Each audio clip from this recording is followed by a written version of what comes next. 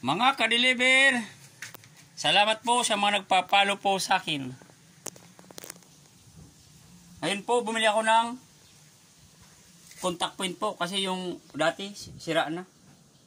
Hindi na umaandar. Kaya ito, kakabit ko po itong contact point. Contact point.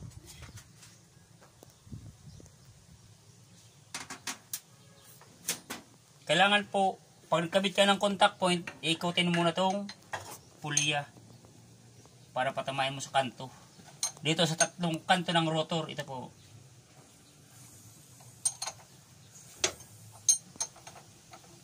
Ganun po. Tapos kakabit natin ang contact point. Napaka-basic lang naman po yan.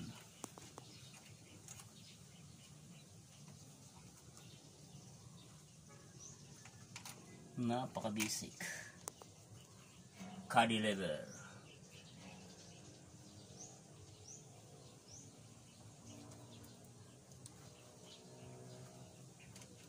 Salamat po sa mga nagpa-follow at sumusuporta po sa Ka-deliver vlog.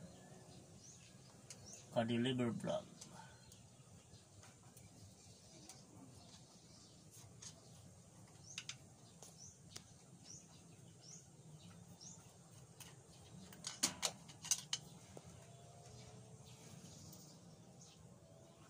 I-like and share na lang po.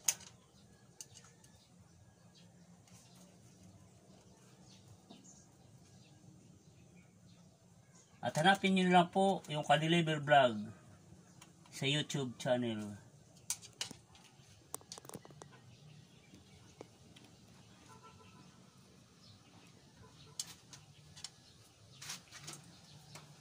At i-adjust lang natin itong contact point.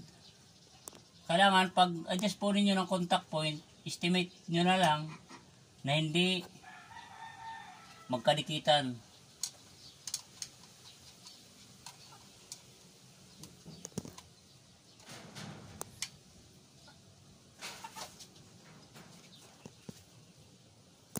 Estimate nyo na pong hindi magkadikitan dito.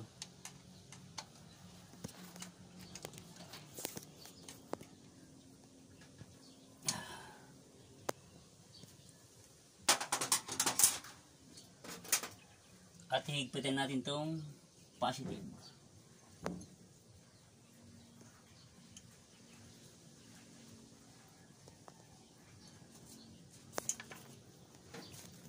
Ganun lang po mga kabiyahero.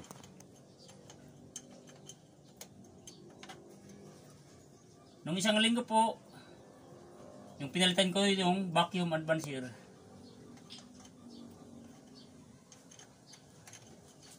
Ito yung vacuum advancer. Okay na po. Ngayon, nilalagay ko na po itong rotor.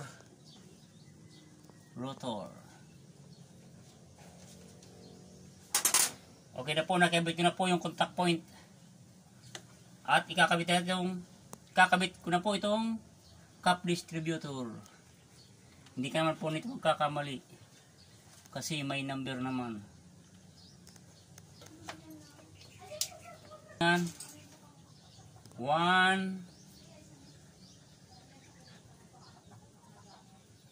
3 4 2. Kailang po firing order. Okay na po mga ka-deliver. Papandarin po natin kung okay na yung paglagay ng contact point. At bago pala kayo magtanggal yung contact point, kailangan pala tatanggalin tong terminal ng battery. Ngayon ikakabit na natin. Kasi pag hindi mo siya tinanggal na nag-ano ka ng contact point, baka masunog tong sakyan natin or sakyan nyo. Comment na lang po yung gusto mga magpa-ayos po. Paki-subscribe na lang po sa Ka-deliver vlog. Papandarin na po natin. Pakita mo lang dito kung umandar.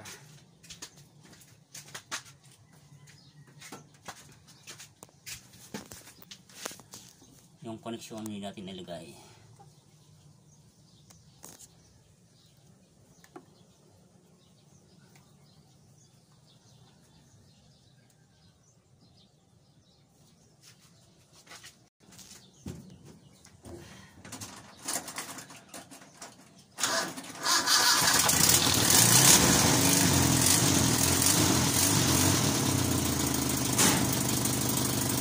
lang po, mga ka-deliver.